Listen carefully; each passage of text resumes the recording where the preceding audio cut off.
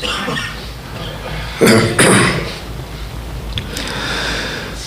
حول ولا قوة إلا بالله العلي العظيم. أعوذ بالله من الشيطان الرجيم.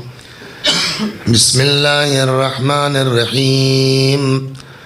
الحمد لله رب العالمين بارئ الخلائق أجمعين باعث الأنبياء والمرسلين، والصلاة والسلام والتحية والإكرام على البشير النذير السراج المنير سيدنا ونبينا وشفيعنا إن شاء الله أبي القاسم محمد.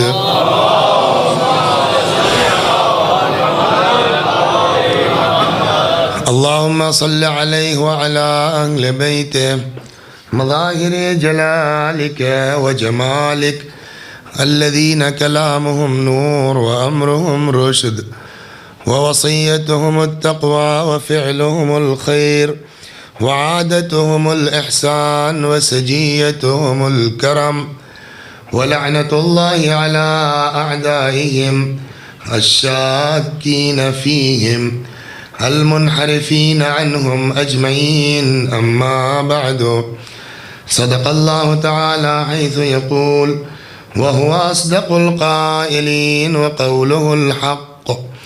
أعوذ بالله من الشيطان الرجيم. بسم الله الرحمن الرحيم. قل لا أسألكم عليه أجرا إلا المودة في القربى. صلوات محمد.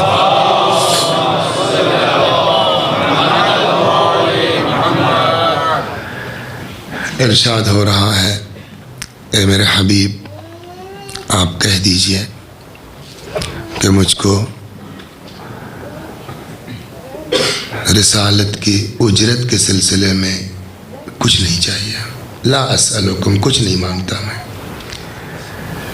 الا المودۃ فی القربى، مگر یہ کہ ہمارے قرابت داروں سے محبت کرو. وَمَن يَقْتَرِفْ حَسَنَةً نَزِدْ لَهُ فِيهِ حُسْنًا، اور جو ہماری بارگاہ میں نیکی کا مرتکب ہوگا ہم اس کی نیکیوں میں اضافہ کرتے جائیں گے. تو محبت اہل بیت اجر رسالت بھی ہے، محبت اہل بیت وہ نیکی ہے کہ اگر وہ انسان کے پاس ہے تو قیامت کی دہشت سے بھی محفوظ رہے گا اور اس کو اس کی نیکی سے بڑھ کر کے اجر دیا جائے گا. البتہ یہ محبت ہر کس و ناکس کے اختیار میں نہیں ہے، بس میں نہیں ہے. سب محبت نہیں کریں گے، بلکہ یہ توفیق انہی کو ہے کہ جو اللہ کی طرف جانے کا راستہ چاہتے ہیں. یہ باتیں کل ہو چکی ہیں. یہ وہ ہیں کہ جن کی محبت ایمان ہے، جن کی محبت کفر ہے. پہلے دن اگر مجلس یاد ہو آپ کے مقدمے کے کہ ہر محبت اچھی نہیں ہے، ہر نفرت بری نہیں ہے. کون سی محبت ہے جو عین دین ہے؟ وہی اہل بیت کی محبت ہے. اور جب قرآن سے یہ بات طے ہو گئی تو کل یہ عرض کیا کہ پھر حدیث کا سمجھنا آسان ہے، اس لیے کہ روایت یہ کہ دیکھ قرآن سے مطابق ہے تو ہم نے کہا ہے. تو اب جب قرآن نے کہہ دیا کہ پورا دین بیس کر رہا ہے عشق کے اوپر، پورا دین جو ہے وہ بیس کر رہا ہے محبت کے اوپر، تو اب اگر پیغمبر علی علیہ السلام کے متعلق یہ کہیں یا علی حبک ایمان و بغضک کفر و نفاق، تو شبہ کی جگہ ہے، شک کی گنجائش ہے. علی تمہاری محبت ایمان ہے، تمہاری دشمنی کفر ہے. اور کبھی غور فرمایا آپ نے کہ یہ ڈبل کیوں ہے؟ محبت ایمان ہے اور دشمنی تو ہونا دے چاہیے. علی تمہاری محبت ایمان ہے، تمہاری دشمنی کفر ہے. یا علی تمہاری محبت ایمان ہے، تمہاری دشمنی نفاق ہے. لیکن محبت کا نتیجہ ایک چیز ہے، ایمان. بغض کا نتیجہ دو چیزیں ہیں, کفر اور یہ کیا چیز ہے؟ بات غور کرنے کے ہے نہیں. آخر محبت کا نتیجہ ایک چیز ہے, ایمان ہے, اور کفر کا بغض کا نتیجہ ڈبل ہے, کفر بھی ہے اور نفاق بھی ہے. ذرا سا اگر غور کر لیں آپ تو بات بالکل سامنے کی ہے کہ یہ بغض کا نتیجہ دو کیوں ہے, محبت کا نتیجہ ایک کیوں ہے. کفر کی ڈیفینیشن کیا ہے اور نفاق کی تعریف کیا ہے؟ اللہ کو نہیں مانتا, کفر ہے. رسول اللہ پر اعتقاد نہیں ہے, کفر ہے. قیامت کا انکار ہے, کفر ہے. ضروریات دین کا منکر ہے, کفر ہے. یہ دو طریقے سے ہوگا انکار جو ہے, یہ دو طریقے سے. ایک تو یہ ہے کہ آدمی زبان سے کہہ رہا تھا میں اللہ کو نہیں مانتا, آدمی زبان سے کہہ رہا ہے کہ صاحب ہم کو قیامت میں کوئی اعتقاد نہیں ہے, یہ انسان کیا ہے, اس کے اندر کفر پایا جا رہا ہے. ایک یہ کہ نہیں, معاشرہ جو ہے وہ سب اللہ کو ماننے والا ہے, دین کو ماننے والا ہے, اسلام کو قبول کرنے والا ہے, تو اب اتنی ہمت تو نہیں ہے کہ کہہ دے کہ اللہ کوئی چیز نہیں ہے, مگر اندر یہ ہے کہ اللہ کوئی چیز نہیں ہے. اوپر سے کہتے ہیں کہ لا الہ الا اللہ. قرآن آپ سورہ منافقون پڑھیے نا, کہ آج کی بات نہیں, رسول اللہ کے زمانے میں لوگ آگے کہتے تھے کہ یا رسول اللہ ہم گواہی دیتے ہیں کہ آپ اللہ کے رسول ہیں. قرآن کہتا ہے کہ اللہ خوب جانتا ہے کہ آپ اللہ کے رسول ہیں, لیکن یہ منافقین جھوٹ بولتے ہیں. مطلب جو ان کی زبان پر ہے وہ ان کے دل میں نہیں ہے. تو کبھی یہ ہوتا ہے کہ دل میں کچھ ہے, زبان پر کچھ ہے. اگر زبان سے ظاہر ہو جائے تو کافر ہے, زبان سے ظاہر نہ ہو دل میں رہ جائے تو وہ نفاق ہے. تو اسی طریقے سے محبت بھی دو طرح سے ہوگی اور بغض بھی دو طرح سے ہوگا. اگر بغض ظاہر ہو جائے تو کافر ہے, اگر بغض ظاہر نہ ہو دل میں رہے تو منافق ہے. لیکن محبت بھی اسی طرح ہے کہ کہیں محبت آدمی ظاہر کر لے گا اور کہیں تقیے کی بنیاد پہ دل میں چھپا کے رکھے گا. محبت اگر ظاہر ہو جائے تب بھی ایمان ہے, محبت اگر دل میں رہے تب بھی ایمان ہے. صلوات بر محمد و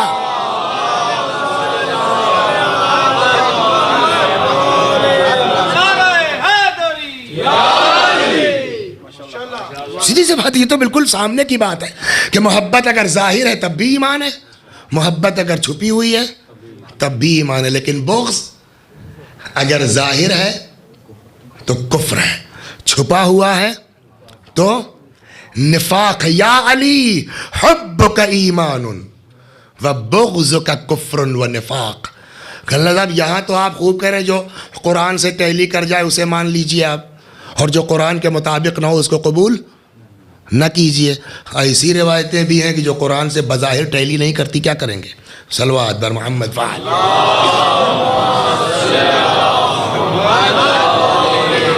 علی کی ذات, وہ پیغمبر کا ایک فقرہ آپ نے سنا ہے نا, بہت مشہور ہے. علی تم کو یا خدا نے پہچانا یا میں نے. تو گویا جب پیغمبر نے یہ بات کہہ دی کہ علی کو میرے علاوہ کوئی پہچان نہیں سکتا تو اب بات ہی ختم ہو گئی. مگر یہاں بات اس سے آگے ہے. علی کو پہچاننے کی بات دور کی ہے, علی کے سلسلے میں جو فضائل کے فقرے اور حدیثیں ہیں ہم اس کو نہیں سمجھ سکتے, تو ذات کو سمجھنا دور کی بات ہے. ہم اس کو نہیں سمجھ سکتے. ایسا مشہور فقرہ ہے کہ ہر آدمی دہرا دے گا لیکن مطلب سب کی سمجھ میں نہیں آئے گا. یا علی انت بمنزلت الکعبہ, علی تمہاری مثال کعبے کی سی ہے. بہت توجہ سے آپ سن رہے ہیں, یہ مولا کی فضیلت بیان ہو رہی ہے یا مولا کو کم کیا جا رہا ہے؟ جب ہمارے مجمع میں اختلاف ہو گیا تو بحث کرنا پڑے گا, اس لیے کہ ایک نے کہا کہ فضیلت بیان ہو رہی ہے, ایک نے کہا کہ کم کیا جا رہا ہے. ایک دوسری آئی ہے, خود مولا نے اپنے لیے کہا نزلونی عن الربوبیہ وارفعوا عنا حدود البشریہ. نجل البلاغہ میں ہے نا, ہم کو ربوبیت سے نیچے رکھو, ہم کو اللہ مت کہو، تو پھر کیا کہیں؟ اگر اللہ نہ کہے تو کیا کہیں؟ اشرف المخلوقات کون ہے؟ کائنات میں اشرف تمام مخلوقات میں انسان ہی تو ہے نا، تو پھر علی کو انسان کہا جائے۔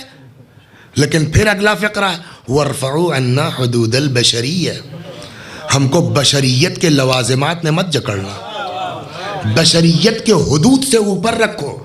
تو بیچ میں تو کوئی چیز ہے نہیں، اللہ کے بعد انسان ہی ہے مخلوقات میں سب سے بلند۔ آپ کہتے ہیں نہ اللہ کہو اور نہ میں تمہارے جیسا بشر ہوں، تو کہیں کیا؟ اور بات پھر وہی آئی جو پہلے دن آپ نے کہا کہ صاحب قرآن سے ٹیلی کر جائے تو قبول کرو اور قرآن سے ٹیلی نہ کرے تو اس کو قبول نہ کرو۔ علی نے کہا مجھ کو بشر، یہی نا مطلب ہوگا، میننگ یہی کہ مجھ کو بشر نہ کہو۔ اور قرآن رسول اللہ کو کیا کہتا ہے؟ سورہ کہف قل انما انا بشر مثلکم، آپ کہہ دیجئے میں تمہارے جیسا بشر ہوں۔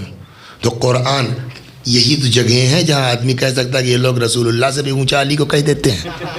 اور کیا کہ علی کہہ رہے ہیں مجھ کو بشریت کے لوازمات میں مت جکڑو۔ قرآن اپنے حبیب کو کہہ رہا ہے کہ آپ کہیے میں تمہارے جیسا بشر ہوں۔ پھر وہی بات کل والی آئے گی، قرآن پڑھنا سیکھو۔ قرآن نے صرف یہ نہیں کہا کہ قل انما انا بشر مثلکم، آدھی آیت لے کے کیوں اڑتے ہو؟ پوری آیت پڑھیے، قل انما انا بشر مثلکم یوحی الی، کہہ دیجئے میں تمہارے جیسا بشر ہوں، مجھ پر اللہ کی طرف سے وحی نازل ہوتی ہے۔ آپ بشر ہیں، بشر انسان، اس کی ڈیفینیشن کیا ہے؟ حیوان ناطق، حیوان مینس جانور۔ گھوڑا کیا ہے؟ حیوان۔ گدھا کیا ہے؟ حیوان۔ کتا کیا ہے؟ حیوان۔ ہم آپ کیا ہیں؟ حیوان۔ حیوان۔ فرق کیا ہے؟ وہ بھی گھوڑا بھی حیوان، ہم بھی حیوان۔ یہ کیسے کہا آپ نے حیوان؟ میں نے کہا جی جتنی حیوانیت ایک گھوڑے کے اندر ہے وہ ساری حیوانیت ہمارے آپ کے اندر ہے۔ گھوڑے کو غصہ آتا ہے، ہم کو بھی غصہ آتا ہے۔ گھوڑے کے اندر شہوت ہے، نسل بڑھتی ہے، ہمارے اندر بھی ہے۔ گھوڑا اپنے ارادہ و اختیار سے اٹھتا بیٹھتا، ہم بھی وہی کرتے ہیں۔ گھوڑا غذا استعمال کرتا ہے، ہم بھی کھانا کھاتے ہیں۔ جتنی حیوانیت ایک گھوڑے کے اندر ہے اتنی حیوانیت ہمارے اندر بھی ہے۔ پھر فرق کیا ہے ہمارے اور گھوڑے میں؟ کہ وہ صرف ان حیوان ہے، ہم حیوان کے ساتھ ناطق بھی ہیں، یعنی عقل والے بھی ہیں۔ جو فرق ہم میں اور گھوڑے میں ہے، حیوان اور حیوان ناطق، وہی وہاں بھی ہے۔ اللہ نے نبی کو صرف بشر نہیں کہا ہے، فرمایا قل انما انا بشر مثلکم یوحی الی، کہہ دیجئے میں تمہارے جیسا بشر ہوں، اس ڈفرنس کے ساتھ کہ میرے اوپر وحی نازل ہوتی ہے۔ گھوڑا صرف حیوان، ہم حیوان ناطق، ویسے ہی بشر پیغمبر بھی، بشر ہم بھی۔ فرق یہ ہے ہم صرف بشر ہیں، وہ وحی والے بشر ہیں۔ جو فرق ایک حیوان اور حیوان ناطق میں ہے، وہی فرق عام بشر اور وہی نازل ہونے والے بشر میں ہے۔ یہیں سے بشر کی دو قسمیں ہوں گی، ایک بشر وہ ہے جسے خاکی کہا جائے گا، ایک بشر وہ ہے جسے نوری کہا جائے گا۔ صلوات بر محمد وآل۔ اور اب یہاں سے وہ مسئلہ طے ہوگا کہ کیسے پیغمبر نے کہا کہ کوئی تم کو پہچان نہیں سکتا سوائے میرے۔ خوب، گھوڑا حیوان ہے، ہم آپ بھی حیوان ہیں۔ اگر نہیں چار ہیں، چار ہمارے پاس بھی چار، اب یہ ہے کہ ایک ہم نہیں، دو نہیں استعمال کرتے اس کو ہاتھ کے طور پر، ورنہ ہے اس کے پاس بھی چار۔ گوشت لینے جاتے ہوں گے آپ، اگلا دست کہہ کے مانگتے ہیں وہاں پاکستان ہندوستان میں۔ صلوات بر محمد وآل۔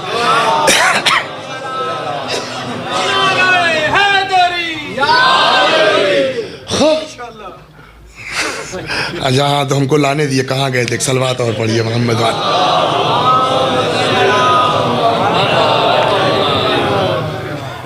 تو وہ بشر خاکی، وہ بشر نوری، وہ صرف حیوان، ہم حیوان ناطق، ہم صرف بشر، وہ وہی والے بشر یعنی نوری بشر۔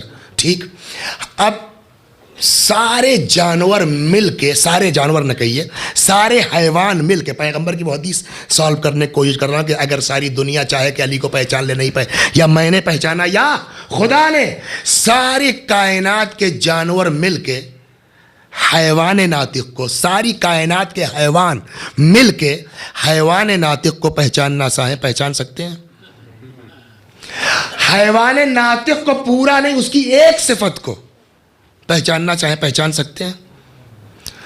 سارے جانوروں نے ہڑتال کر دی، ظلم برداشت نہیں ہے انسانوں کا، یہ جب تک ہم اس قابل ہیں کہ دودھ استعمال ہو سکے ہمارا دودھ کھاتا ہے بشر، اس کے بعد ہم کسی قابل نہیں رہ جاتے ذبح کرتا ہے، گوشت تو کھاتا ہی ہے، ہمارے چمڑوں کو بھی استعمال کرتا ہے جوتے بنا کر کے۔ آزادی آزادی آزادی، سارے جانوروں نے آزادی کی صدا بلند کر دی، سارے حیوانوں نے۔ ہم گئے، میں نے کہا بھئی کیا ہنگامہ، کہا سب آزادی چاہیے۔ میں نے کہا ٹھیک، آپ بشر سے آزاد ہو، حیوان ناطق سے آزاد ہو جائے سارے حیوان، لیکن اگر آپ بیمار پڑ گئے تو آپ کے ہاں کوئی ڈاکٹر ہے جو آپ کا علاج کر سکے؟ تو اس میں جو کچھ نیتا قسم کی گائے تھی تو اس نے کہا صاحب یہ ڈاکٹر کیا ہوتا؟ میں نے کہا بس یہی شرط مان لیجئے آپ، میں کم سے کم اپنی کمیونٹی شیعوں کی طرف سے وعدہ کرتا ہوں سارے جانور آزاد، کہیں کسی کو پھندا نہیں لگے گا گلے میں، بس آپ یہ بتا دیجئے حیوان آپ کے اوپر ظلم کر رہا ہے، حیوان ناطق کی ایک صفت جس کو طبابت کہتے ہیں وہ بتا دیجئے، آپ سب آزاد ہیں۔ ساری دنیا کے جانور مل کے کانفرنس کر لیں، حیوان ناطق کی ایک صفت طبابت کو سمجھ سکتے ہیں؟ اب صاحب گئے، کیا ہوا؟ کہا صاحب سمجھ میں تو نہیں آیا۔ ہم نے کہا صاحب آپ لوگ نہیں سمجھ سکے تو بھائی ڈاکٹر وسیع صاحب، ڈاکٹر غضنفر صاحب، آپ لوگ تو ڈاکٹر ہیں، اپنی حیثیت خوب پہچانتے ہیں، ایک مقالہ بڑھیا سے تیار کیجئے، چلیے آپ ہی لوگ گائے کو سمجھا دیجئے کہ ڈاکٹر کیا ہوتے ہیں۔ مل کر کے 50 ڈاکٹروں نے 3 پیج کا بہترین خلاصہ تیار کیا کہ ڈاکٹری کہتے کس کو ہے، اور جا کر کے جانوروں کے سامنے جو ہے وہ آدھے گھنٹے تک انہوں نے دیکھ کر کسی بھینس کی سمجھ میں آئے گا کہ ڈاکٹر کیا ہے؟ تو نہ یہ کہ وہ سمجھ نہیں سکتے کہ بشر کیا ہے، بشر سمجھا نہیں سکتا کہ ہم کیا ہیں۔ کچھ سمجھے آپ میں نے کیا کہا؟ نہ یہ کہ وہ سمجھ نہیں سکتے کہ ہم کیا ہیں، ہم سمجھا نہیں سکتے کہ ہم کیا ہیں۔ پیغمبر نے کہا علی تم کو یا خدا نے پہچانا یا میں نے پہچانا، جیسے سارے حیوان ناطق کو نہیں سمجھ سکتے۔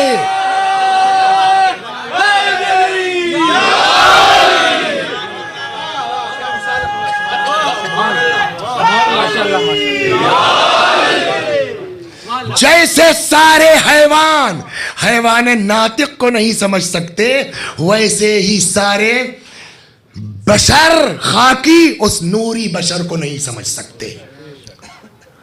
اب سوال پھر وہی کہ صاحب ٹھیک ہے، یہ مگر آپ نے کیوں کہا کہ مجھ کو بشریت سے نیچے رکھو اور الوہیت سے نیچے رکھو، بشریت سے اوپر رکھو؟ خیبر آپ بہت سنتے رہتے ہیں نا، خیبر پڑھنے کے مجھ کو عادت بھی نہیں، نہ شوق ہے اتنا، نہ آپ نے سنا گا، لیکن ایک ذرا سا اشارہ۔ خیبر کا وزن کیا تھا؟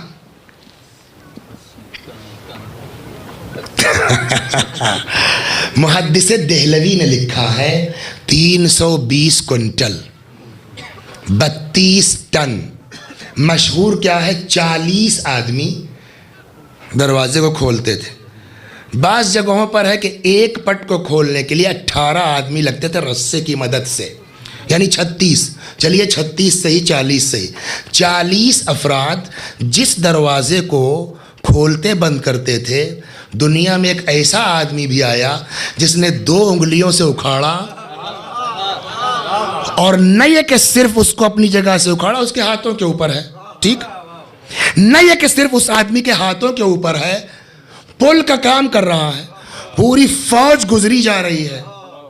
جب کوئی چیز تعجب خیز ہوتی ہے، انسان کے اختیار سے باہر ہوتی ہے، تو انسان کا مزاج کیا ہے؟ یہ خیبر کے دن ہوا علی کے ساتھ۔ کیسے؟ میں بتا رہا ہوں، ہوا علی کے ساتھ۔ ایک سے ایک تھے اس زمانے میں، ایک ایک آدمی 4,000 سوار کے برابر تھا. ازرق شامی کربلا میں کہتے ہیں اکیلا ازرق 4,000 سوار کے برابر تھا، جس کو جناب قاسم سلام اللہ علیہ نے ایک ضربت میں 2 ٹکڑے کر دیا. سنتے رہتے ہیں نا مصائب میں آپ.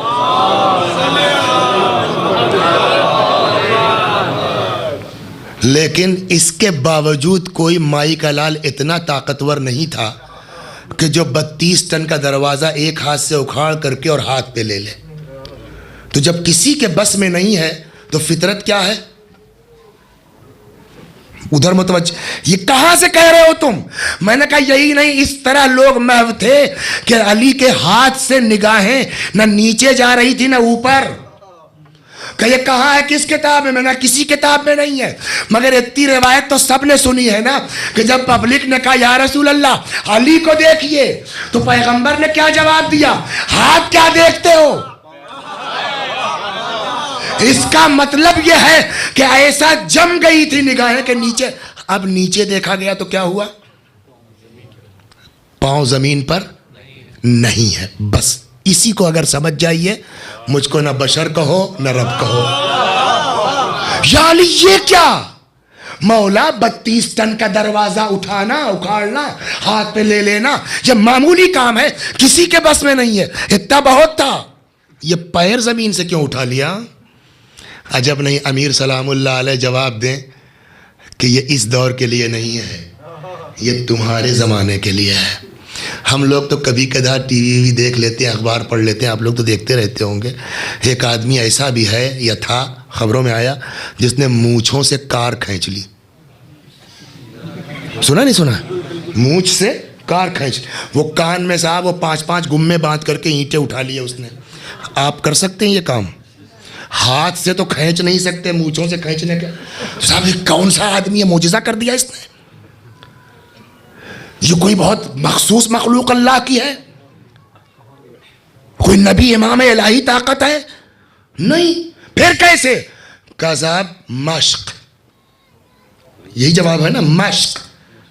اگر علی نے صرف اٹھا لیا ہوتا، پیر زمین سے اوپر نہ گئے ہوتے، تو آج کا آدمی کیا کہتا؟ ملاوٹ کے زمانے میں نقلی چیزیں کھا کھا کر کے آدمی مشق کی بنیاد پر اتنا طاقتور ہو سکتا ہے کہ مونچھوں کے ذریعے کار کھینچ لے. آج سے 1400 برس پہلے جب ہر چیز اوریجنل ہوتی تھی، اور علی بہرحال ایکسٹرا آرڈنری تو تھے ہی، تھوڑا انہوں نے اور مشق کر لی تو 32 ٹن کا دروازہ اٹھا لیا. یہ علی کی مشق کے حوالے ہو جاتا، قدرت الہی نہ سمجھ میں آتی. لہٰذا علی نے بجائے اس کے کہ صرف ہاتھ پہ در خیبر ہوتا، مولائے کائنات نے پیر زمین سے اوپر اٹھائے. کاہے کے لیے؟ کہا اگر کل کو کوئی کہے کہ یہ الہی قدرت نہیں، یہ مشق کی بنیاد پر ہے، تو اس سے کہنا 32 ٹن نہیں 32 کیلو، 32 کیلو نہیں 32 پاؤں، 32 پاؤں نہیں 32 گرام، 32 گرام نہیں. کپڑے بھی اتار دو، جتنا ضروری ہے اتنا پہنو. کیا کرنا؟ کہ پیر اٹھاؤ ایک زمین سے، اٹھا لیا. کہ دوسرا اٹھاؤ. کہا یہ تو نہیں ہو سکتا. کیوں؟ کہا اس لیے کہ ہم خاکی بشر ہیں، اور زمین کے اندر صفت پائی جاتی ہے کشش کی. ہم جیسے ہی اٹھنے کی کوشش کریں گے، زمین اپنی طرف کھینچ لے گی. علی نے دونوں قدم اٹھا کے بتایا، جسم رکھتا ہوں اس لیے رب نہ کہنا، دونوں پیر زمین سے اوپر ہے اس لیے تمہارے جیسا بشر نہیں.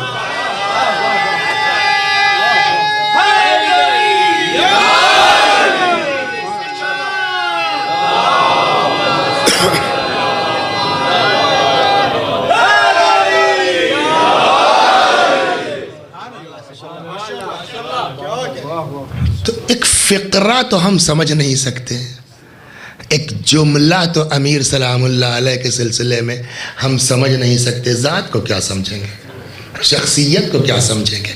علی کیا تھے، علی کے ساتھ کیا کیا گیا، ایک عجیب مرحلہ ہے.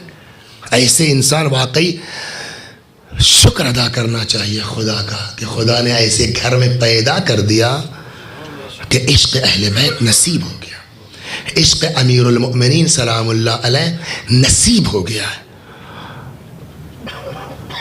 یا علی انت بمنزلۃ الکعبہ، یہ بھی ایک حدیث ہے جو نہیں سمجھ میں آنے والی.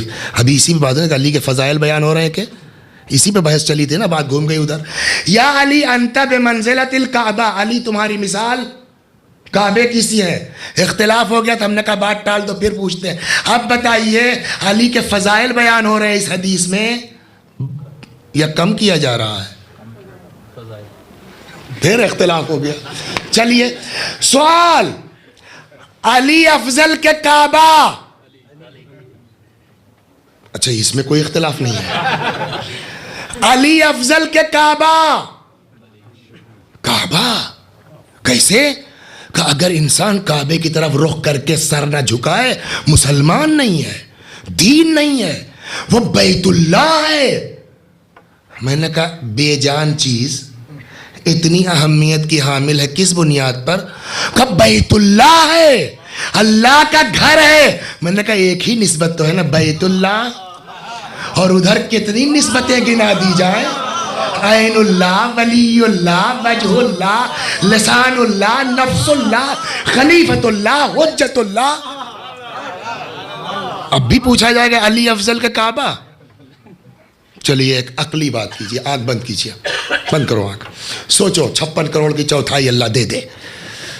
سوچنے میں تو کوئی پابندی نہیں ہے نا. جو کچھ دماغ میں عقل میں بات آتی ہے اس کی دو قسمیں ہیں، یا وہ چیز موجود ہے یا موجود. اشرف اور افضل کون ہے؟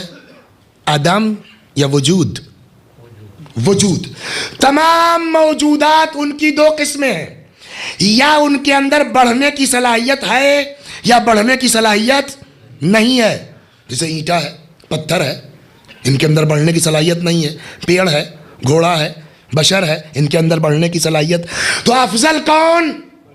جن کے اندر بڑھنے کی صلاحیت ہے. تمام بڑھنے والی چیزیں ان کی دو قسمیں ہیں، یا ان کے اندر حس پائی جاتی ہے، محسوس کر سکتے ہیں، یا حس نہیں پائی جاتی. افضل کون؟ حساس کے غیر حساس؟ حساس. تمام حساس ان کی دو قسمیں ہیں، یا عقل ہے یا عقل نہیں ہے. اشرف اور افضل کون ہے؟ جن کے پاس عقل ہے.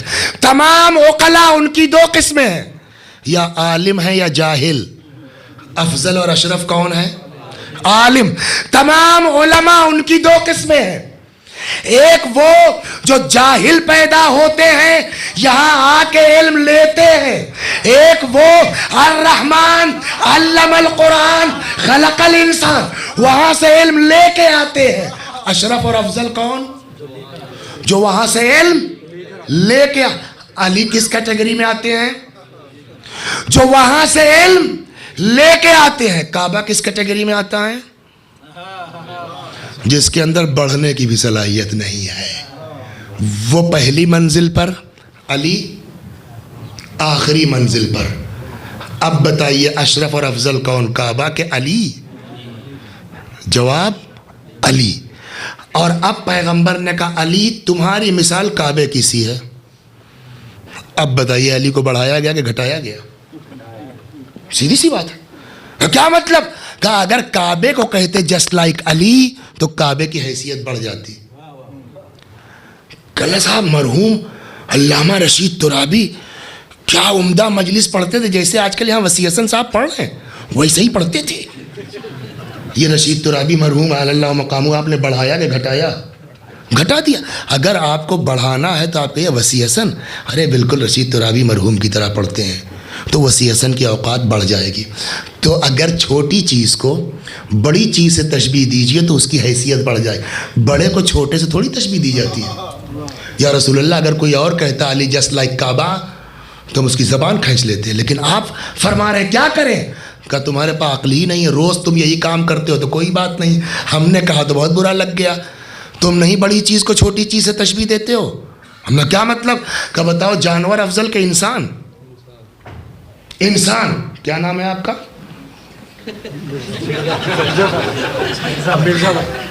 مرزا حسن. آپ کے بیٹے کیا نام ہے؟ دعا کیجئے انشاءاللہ خدا ببرکت امیر المؤمنین سلام اللہ علیہ صاحب اولاد کرے. چلیے صاحب نام بھی رکھ دیجئے انشاءاللہ خدا اولاد دے، علی فرض کر لیجئے۔ ہم نے کہا صاحب مرزا حسن نام صاحب کا، مرزا حسن صاحب کا بیٹا علی جیسے شیر، دیکھیے مسکرائے یہ، شیر بڑا ہے کہ انسان؟ شیر جانور ہے نا، شیر جانور ہے نا۔ آپ نے انسان کو تشبیہ دے دی کاہے سے؟ جانور سے، اور کوئی باپ برا نہیں مانتا کہ میرے بیٹے کو جانور کہہ دیا۔ آپ کہہ دیے صاحب وسیع حسن صاحب کا لڑکا جیسے گدھا، وسیع حسن صاحب کا منہ بن جائے گا، تو اس کا مطلب کیا ہوا صاحب؟ بات یہ نہیں ہے کہ بڑے کو چھوٹا یا چھوٹے کی بڑی، اصل میں تشبیہ کا اپنا قانون ہے۔ 4 چیزیں ہوتی ہیں، ایک کا نام ہے مشبہ، ایک کا نام ہے مشبہ بے، ایک کا نام ہے حرف تشبیہ، ایک کا نام ہے وجہ شبہ۔ مشبہ جس کو تشبیہ دی جائے، مشبہ بے جس سے تشبیہ دی جائے، حرف تشبیہ جس لفظ کو تشبیہ کے لیے یوز کیا جائے، وجہ شبہ سبب تشبیہ کیا ہے۔ مثال دے دوں، زید مثل شیر کے، زید ہوا مشبہ، شیر ہوا مشبہ بے، مثل ہوا حرف تشبیہ۔ سبب تشبیہ کیا ہے؟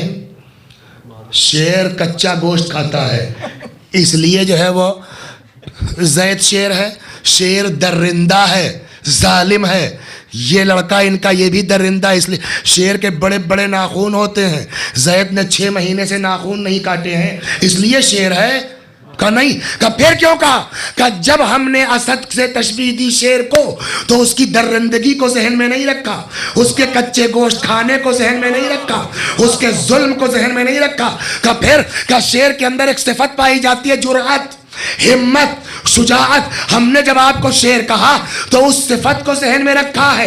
پیغمبر نے جب علی کو تشبیہ دی کعبے سے تو کعبے کی اینٹ ذہن میں نہیں ہے، پتھر ذہن میں نہیں ہے، اس کا بے جان ہونا ذہن میں نہیں ہے۔ کہ پھر وہ سبب تشبیہ کیا ہے؟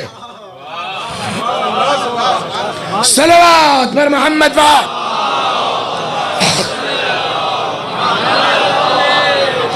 کل ایک روایت پڑھی تھی، آپ کو یاد ہوگا، اگر کوئی شخص اللہ کے گھر کا طواف کرے 7 مرتبہ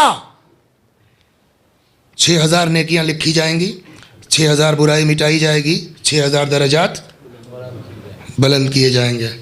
مگر آسان کام ہے ہندوستان پاکستان سے مکے جانا، بہت مشکل کام ہے۔ ہمارے ہاں تو پرائیویٹ ٹور والوں سے تو اس وقت شاید اس سال 1,80,000 یا 2,10,000 تک گیا پرائیویٹ کا۔ گورنمنٹ کے اس پہ آپ سبسڈی پر جائیے، حج کمیٹی سے اس میں نمبر لگانا پڑتا ہے، 1 لاکھ میں ہو جائے گا۔ تو 1 لاکھ بھی عام آدمی کے لیے آسان کام نہیں ہے۔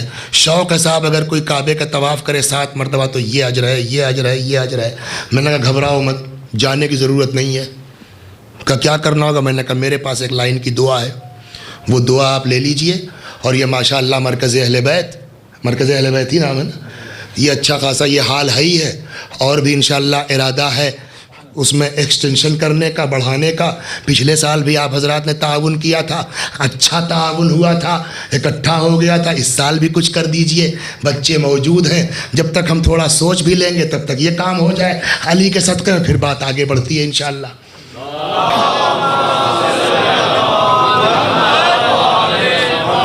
تو ہم نے کہا بھائی یہ جو ہے مرکز کے اہل بیت میں بہترین حال جو ہے اوپر چھت پڑنے والی، آپ لوگ تعاون کر رہے ہیں، بن جائے گی، اس سے بڑا ہو جائے گا، جگہ بڑھیا ہو جائے گی۔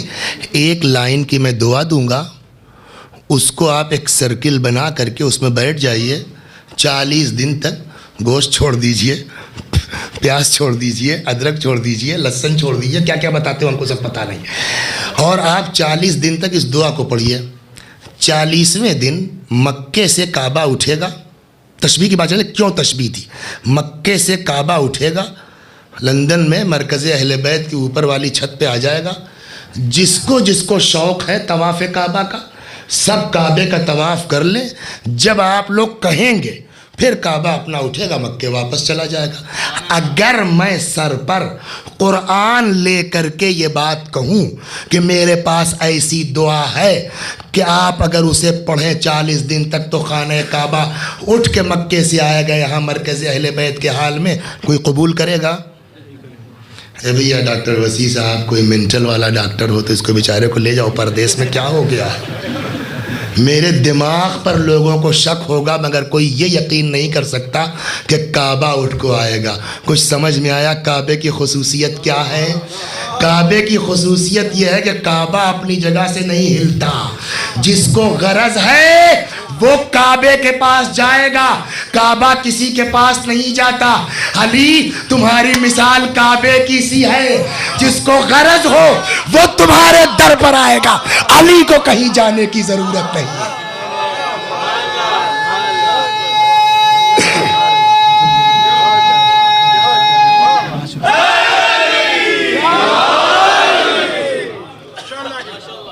اور ایک بات اور آپ حضرات سماعت فرما لیں کہ ڈبل یلو لائن پر جو گاڑیاں پارک ہیں وہ اپنی اپنی گاڑیوں کا بندوبست کریں، ٹکٹ لگنا شروع ہو گئے ہیں۔ صلوات بر محمد وال۔ ہاں بھیا دوڑو بلا وجہ جو ہے وہ 40 پاؤنڈ دینے سے کیا فائدہ ہے؟ 60 پاؤنڈ، اللہ اکبر، 4,500 روپے ہو گئے بھائی، اللہ اکبر۔ ہاں گاڑی ہٹا کے 30 یہاں دے دیجیے، آدھے پر سودا کر لیجیے۔ صلوات بر محمد۔ بس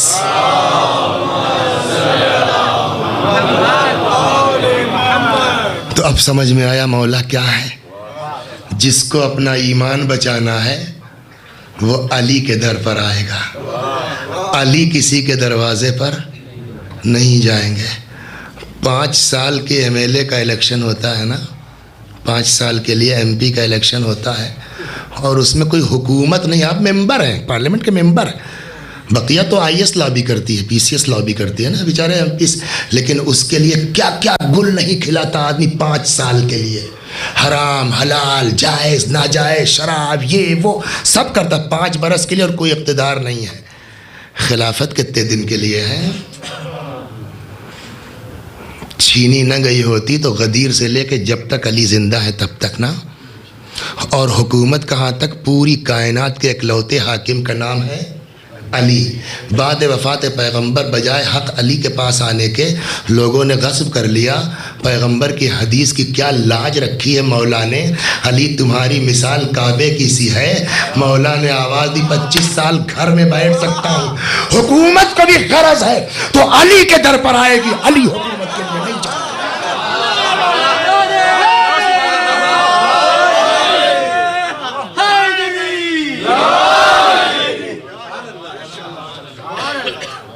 مزاج پہچانیے علی کا کیا ہے۔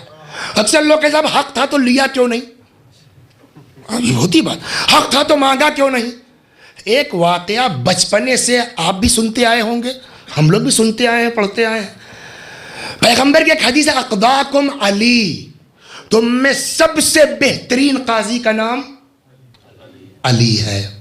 آج تک آپ نے کسی جج کے لیے نہ سنا ہوگا کہ منکر کے حق میں فیصلہ کرے، جو انکار کر رہا ہو اس کے حق میں فیصلہ کر دے۔ مشہور ہے، 2 عورتیں آ گئیں، بچہ ایک، وہ کہتی ہے میرا، وہ کہتی ہے میرا ہے، مان جاؤ۔ کسی ایک ہی کا ہو سکتا ہے، دونوں کا تو نہیں ہو سکتا۔ یہ تو پاسبل ہے کہ دونوں کا نہ ہو، کوئی تیسری عورت بیچاری کہیں ہو، لیکن تم میں اگر ہے کسی کا تو ایک کا ہے، جو جس کا نہیں ہے بلا وجہ نہیں صاحب کیسے مان جائے صاحب، ارے صاحب میرا بچہ ہے صاحب، ٹھیک ہے پیغمبر جی تلوار لے آؤ۔ اچھا اب کتاب میں لہجہ تھوڑی لکھا جائے گا، عقل سے سوچئے آپ کہ ذرا سا مسکرانا نہیں ٹھیک ہے ورنہ سب سمجھ جائیں گے۔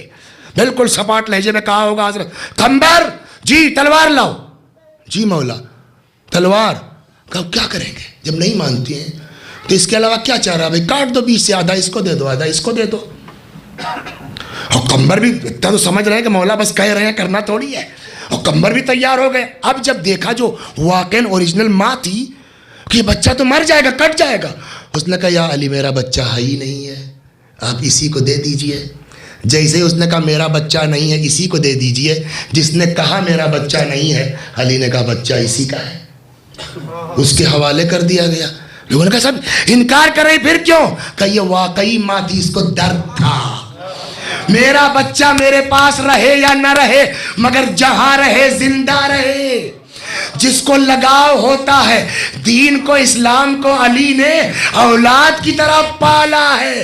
حکومت ملے نہ ملے، دین سلامت رہے، مذہب زندہ رہے۔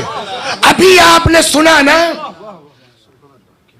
32 ٹن کا دروازہ جس کے ہاتھوں کے اوپر ہے،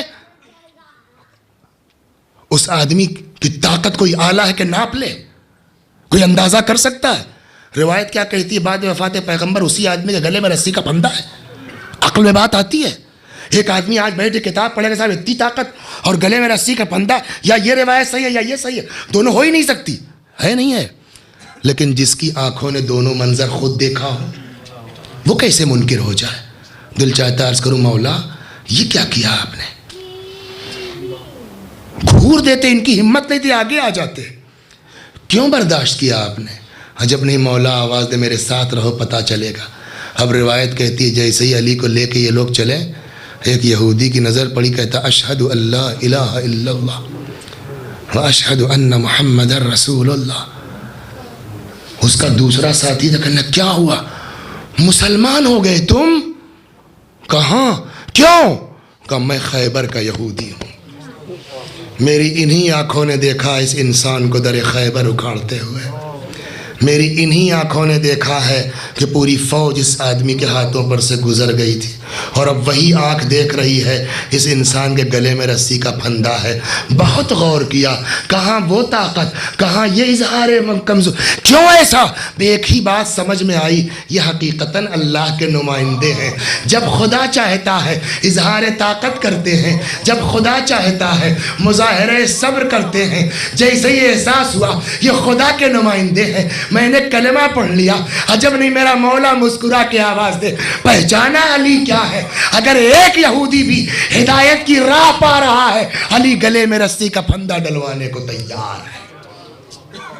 جو مزاج علی کا ہے وہی مزاج علی کی اولاد کا بھی ہے، حسن کا بھی ہے۔ وقت نہیں کہ میں آگے چلوں، وہی مزاج حسین کا بھی ہے۔ ورنہ سوچئے آپ، حال پر چھوڑ دیتے ہر کے ختم ہو جاتا نا، قصہ ختم ہو جاتا، پوری منہ سے باہر نکلی ہوئی ہیں زبانیں۔ لیکن امام حسین نے پانی پلایا، اور پانی پلانے کا نتیجہ کیا ہوا؟ لجام فرس پہ ہاتھ ڈال دیا گیا۔ ہم نے کہا مولا یہ کیا کیا آپ نے؟ دشمن کے سپاہی یزیدی فوج پانی پلا، دیکھ لیا نتیجہ آپ نے؟ عجب نہیں کہ حسین آواز دے، تم ہمارے مزاج کو کیا سمجھو، ہم نے کیوں پانی پلایا؟ یہ بات کب سمجھ میں آئی؟ جب 10 محرم کو آ کے حر نے ہاتھ جوڑ کے کہا حلی توبہ یا ابن رسول اللہ، اے فرزند پیغمبر کیا توبہ کی گنجائش ہے؟ اب عجب نہیں حسین مسکرا کے پوچھیں بتاؤ تمہارا کیا اعتراض؟ میں نے کہا دشمن کو پانی کیوں پلایا؟ کتنے تھے؟ ہم نے کہا 1000۔ حسین آواز دیں گے اگر 4 بھی پلٹ کے آنے والے ہیں، ان 4 کی خاطر 1000 کو پانی پلانے کو تیار۔ بدقسمت ہیں وہ لوگ جنہوں نے حسین کو نہیں پہچانا، خدا شاہد ہے، بدقسمت ہیں وہ لوگ جو حسین تک نہیں پہنچ سکے۔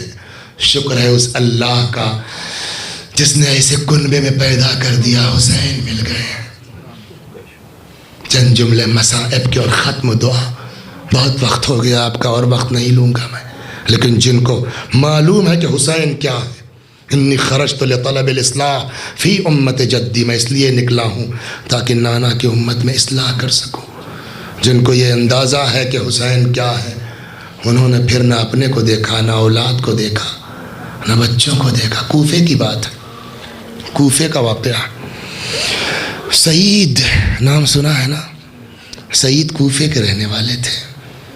سعید کی ماں گھر سے نکلی ہے کچھ سامان خریدنے کے لیے، شور و ہنگامہ سنا، واپس آ گئیں۔ ایک بیٹا ہے سعید صرف، بلا لیا، میرے لال کچھ سنا تم نے؟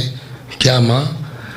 مولا کے لیے لشکر تیار ہو رہا ہے، حسین کے خلاف لشکر تیار ہو رہا ہے، کیا تو میرے حسین کی مدد نہیں کرے گا؟ مجھ میں ہمت کہ میں حسین کی مدد سے سرتابی کروں، ماں کے حکم سے سر پیچی کروں؟ بیٹا خاموشی سے چلے جاؤ، اس طرح سے کہ تیری زوجہ سمجھنے نہ پائے کہ تم کہاں جا رہے ہو. جلدی شادی ہوئی ہے, بات چھپائی جا رہی ہے. ایسا جاؤ کہ بیوی نہ سمجھنے پائے کہاں جا رہے ہو. ماں بیٹے آپس میں بات کر رہے تھے کہ اتنے میں سعید کی زوجہ آ گئی. اگر کوئی بات کسی سے چھپائی جا رہی ہے اور وہی آ جائے تو آدمی خود بخود بریک لگ جائے گا نا. سعید بھی چپ, سعید کی ماں بھی چپ. سعید کی زوجہ بیٹھ گئی, شوہر کو دیکھتی ہے, شوہر کی ماں کو دیکھتی ہے. جب کچھ دیر یہ لوگ چپ رہے, خاموش رہے, تو ایک مرتبہ اس مومنہ نے کہا, سعید کیوں چپ ہو گئے ماں بیٹے, کیوں خاموش ہو گئے تم لوگ؟ اے سعید, میں ان عورتوں میں نہیں ہوں جو امام کی مدد سے تم کو روکے. کہ پھر کہ میں تم کو منع کرنے, مجھ کو معلوم ہے تمہارا ارادہ کیا ہے, میں تم کو منع کرنے نہیں آئی ہوں. کہ پھر کہ بس تم سے یہ کہنے آئی ہوں سعید, تم سفر پہ جا رہے ہو, تم کو راستے میں کچھ پیسوں کی ضرورت پڑ سکتی ہے, میرے پاس مال دنیا میں اور کچھ نہیں ہے سعید, یہ میں اپنے زیورات لے کے آئی ہوں, لو اس کو اور جاؤ حسین کی نصرت کے لیے. ایسی ایسی عورتیں گزری ہیں تاریخ میں. یہ سعید کی ماں تو کوفے میں ہے, سعید جوان شادی شدہ ہے. کربلا میں ایک ایسی ماں ہے جس کا ابھی سہاگ اجڑا ہے, ابھی سہاگ اجڑا ہے. مسلم ابن اوسجا گھوڑے سے گرے ہیں, حسین علیہ مظاہر کے ساتھ آئے مسلم کے سرانے. حبیب کے منہ سے ایک جملہ نکل گیا, مسلم جہاں تم جا رہے ہو پیچھے پیچھے میں بھی آ رہا ہوں. اگر مجھ کو یہ اندازہ ہوتا کہ زندہ رہوں گا تو میں تم سے کہتا کہ کچھ وصیت کر دو, لیکن کیا کہوں وصیت کے لیے, مجھے پتا ہے تم جا رہے ہو پیچھے پیچھے, مجھ کو بھی آنا ہے. سعید کی بیوی بھی کربلا میں تھی, مسلم ابن اوسجا کی بیوی بھی کربلا میں تھی, مسلم کا بیٹا بھی کربلا میں تھا. کیا اپنی بیوی اور بچے کے لیے جتنی دیر زندہ رہنا حبیب اتنی دیر ہمارے بیوی بچوں کا خیال کرنا کہہ سکتے تھے؟ نہیں کہہ سکتے, مگر نہیں, مسلم ابن اوسجا سے بولا نہیں جا رہا تھا. بعض روایتوں میں ہے کہ ہاتھ سے اشارہ کیا امام حسین کی طرف, ہاتھ سے اشارہ کر کے بمشکل ایک جملہ کہا, حبیب اوصیک بہذا, ہاں وصیت ہے, ان کے لیے وصیت ہے. مطلب جب تک زندہ رہنا تب تک امام سے غافل نہ ہونا. مسلم ابن اوسجا کی روح نکل گئی. حسین پلٹ رہے ہیں کہ اتنے میں کہتے ہیں خیمے کا پردہ اٹھا, بس زحمت ختم کر دی ہم نے, خیمے کا پردہ اٹھا. ایک 10 اتنا چھوٹا ہے, روایت کہتی ہے اتنا کم سن بچہ ہے کہ جو کمر میں تلوار لگی تھی نا, جو یہ بچہ دوڑتا ہوا مقتل کی طرف جا رہا تھا تو وہ تلوار زمین پر نشان بناتی جا رہی تھی, خط خط. امام حسین علیہ السلام کی نظر پڑ گئی, کیا گزر گئی ہوگی آقا کے دل میں. اب یہ وقت آ گیا ہے کہ چھوٹے چھوٹے بچے ماں کی گودیوں سے نکل کے جائیں گے میرے لیے. امام نے آواز دی, اس بچے کو میرے آ جائے. بچہ آیا, حسین کے پاس کھڑا ہوا. تم کس کے فرزند ہو؟ ہمارے استاد تھے مرحوم, خدا غریق رحمت کرے, وہ یہاں پہ آگے ایک جملہ کہتے تھے, کاش بچہ سیدھے سیدھے کہہ دیتا میں مسلم ابن اوسجا کا بیٹا ہوں, شاید امام کو اتنی تکلیف نہ ہوتی جتنا بچہ باپ سے تکلیف پہنچی ہے. انداز ایسا تھا. تم کس کے فرزند ہو؟ کہتے ہیں ایک مرتبہ اس نے گھور کے باپ کے لاشے کو دیکھا. کون سا جگر ہے, 10-11 برس کا بچہ, گھور کے باپ کے لاشے کو دیکھا. آقا جس مرد مجاہد کا یہ جنازہ ہے میں اسی کا بیٹا ہوں. بس جیسے ہی اس نے کہا امام کا دل بھر آیا, فرمایا بیٹا واپس چلے جاؤ, تیرے باپ کا غم کافی ہے. جیسے ہی حسین نے کہا, طلب کہتا آقا کیا؟ میری ماں کے لیے باپ کا غم, اور یہ سر پہ پگڑی اماں ہی نے تو باندھی ہے, یہ کمر میں تلوار اماں ہی نے تو لگائی ہے, یہ سجا کے مقتل میں مجھے میری ماں ہی نے تو بھیجا. ادھر بچہ کہہ رہا تھا, ادھر پشت خیمہ سے آواز آئی, آقا مسلم نے اپنی قربانی دی ہے, یہ میرا ننھا سا ہدیہ ہے, اسے رد نہ فرمائے.